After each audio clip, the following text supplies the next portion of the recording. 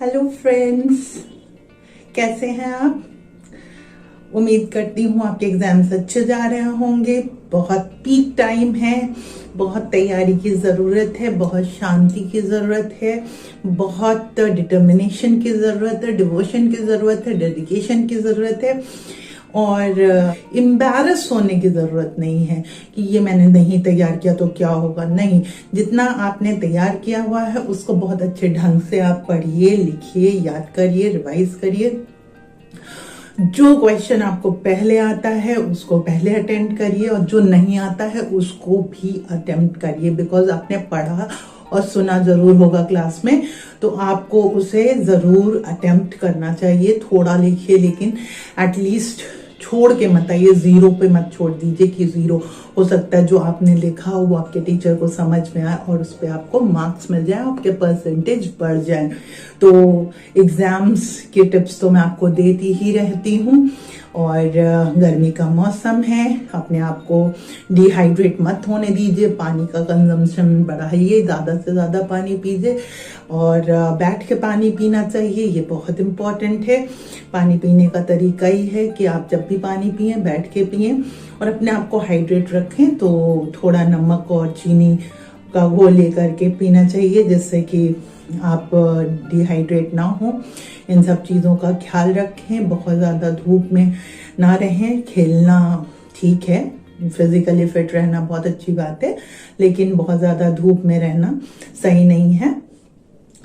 तो आज की कहानी जो है मैं जो आपको सुनाने जा रही हूँ वो मैं क्या कहूँ, दुनिया की सबसे बहुमूल्य चीज की कहानी मैं आज आपको सुनाने जा रही हूँ। इसीलिए मैंने सोचा कि रिस्पेक्ट देना चाहिए हर इंसान को। उस चीज की कहानी मैं सुनाने जा रही हूँ वो इस वर्ल्ड से प्रेशियस है, इस धरती से प्रेशियस है।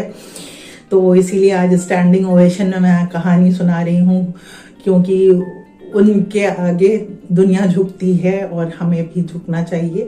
तो मैं आज आपको बैठी हुई नहीं नज़र आ रही हूँ, आज मैं आपको खड़ी हुई नज़र आ रही हूँ। इसीलिए मैं खड़ी हूँ कि आप भी उसको इतनी रिस्पेक्ट दें जितना वो डिज़र्व करती हैं। और वो इन वर्ड्स में तो कितना वो डिज़र्व करती हैं हम लोगों को कह पाना मुश्किल है, क्योंकि 24 आवर्स वो हमारे साथ रहती हैं और अपने लिए ना सोचकर सिर्फ हमारे लिए ही सोचती हैं। ये कहानी जो मैं आपको सुनाने जा रही हूँ हो सकता है आपने बहुत बार सुनी हो, लेकिन ये बहुत बार सुनने के बावजूद ऐसे बहुत से ऑर्फनेज है जहां हम जाकर देखते हैं कि वो लेडी वहां पर पड़ी हुई है अकेले बिस्तर पर।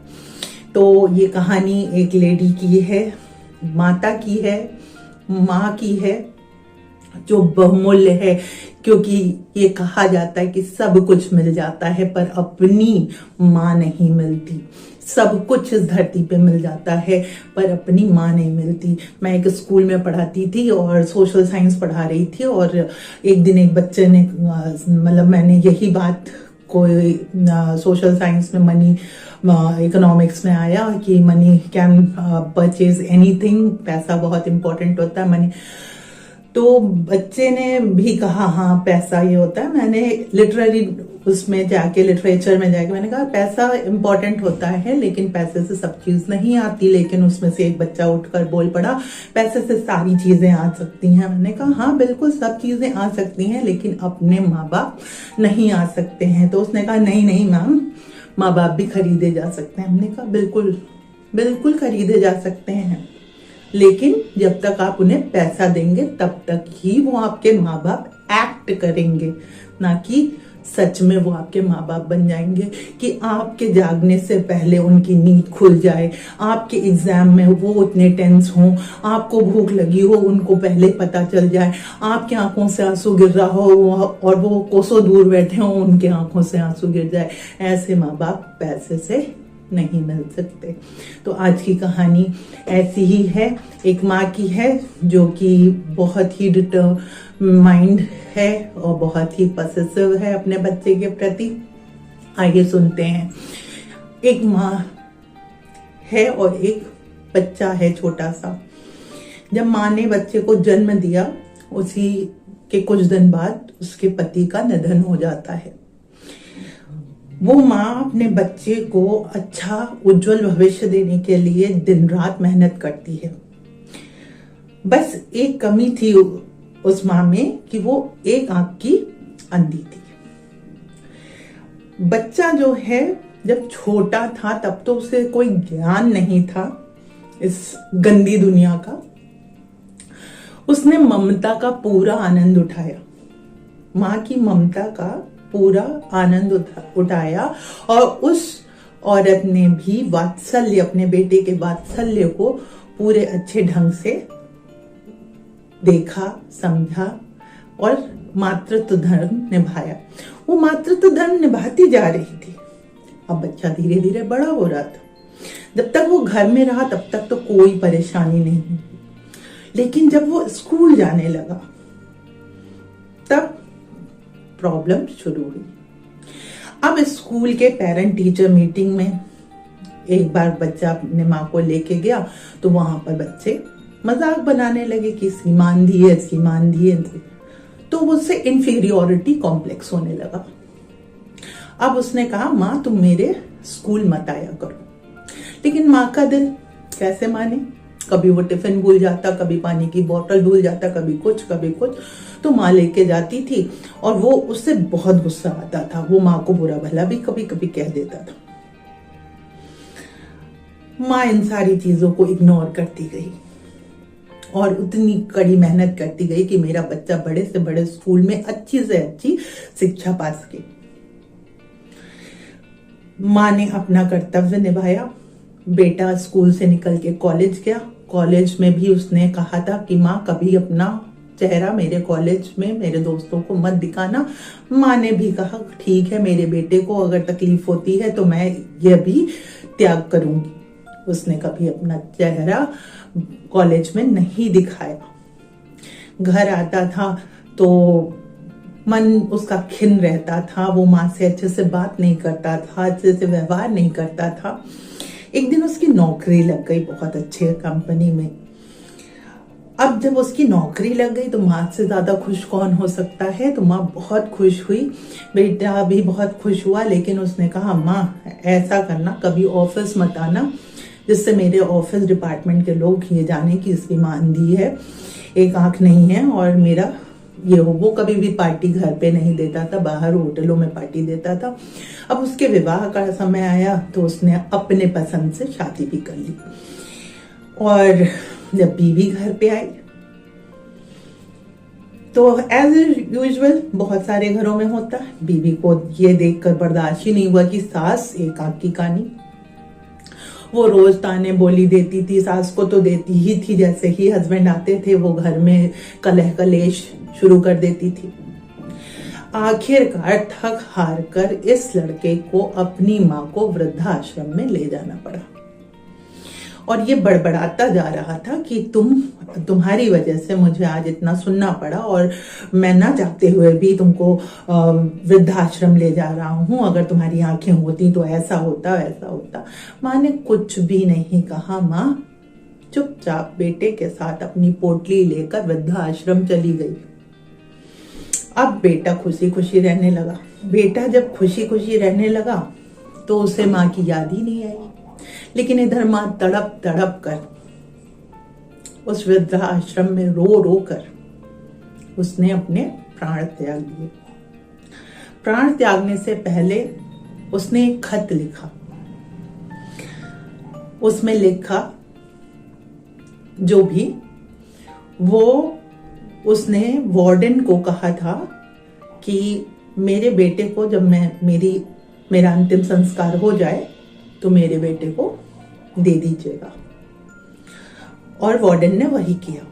जब माता का अंतिम संस्कार हो गया, वृद्धाश्रम के लोगों ने कर दिया, तब ले जाकर वो खत उस वार्डन ने बेटे को दिया। और जब बेटे ने पढ़ा तो वो खड़े खड़े गिर पड़ा।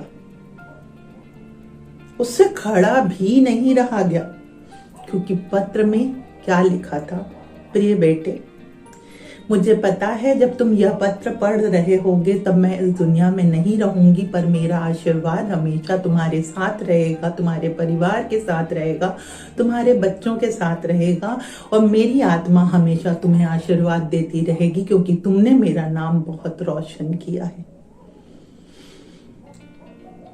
लेकिन अपने जीवन का एक सत्य मैं तुमसे जाते जाते बताना चाहती हूं कि जब तुम 6 माह के थे तब तुम खेलते खेलते बिस्तर से गिर गए थे और तुम्हारी एक आंख खराब हो गई थी, जिसकी वजह से डॉक्टर ने कह दिया था कि ये जीवन भर एक आंख से नहीं देख पाएगा। लेकिन ये बात मुझसे बर्दाश्त नहीं हुई कि मेरे बेटे को कोई ये कहे कि वो एक आंख का काना है और वो समाज में हीनता की दृष्टि से देखा जाए। इसलिए मैंने डॉक्टर से कहा कि मैं इसकी माँ हूं, मेरी एक आंख निकाल कर मेरे बेटे को दे दी जाए, और डॉक्टर ने ऐसा ही किया। और आज जिस आंख से तुम देख सकते हो वो मेरी आंख है, और मेरे लाल, मैं इस दुनिया से तो जा रही हूँ लेकिन मेरी आंख तुम में जिंदा है, और मैं बहुत खुश हूँ। मेरा आशीर्वाद तुम्हारे साथ है। तो वो लड़का निशब्द हो गया। वो समझ नहीं पा रहा था कि वो रोए, वो दुनिया से लड़े, वो उस मां को कहां से ढूंढ के लाए, कैसे क्षमा मांगे, कैसे दुनिया को बताए कि एक मां क्या होती है। वो अपने आप को हारा हुआ पा रहा था। उसकी पत्नी ने भी उस पत्र को पढ़ा, वो भी रुआंसी हो गई। वो उसको अपनी सास का त्याग, क्योंकि वो भी एक मां थी, वो फूट फूट कर रोई।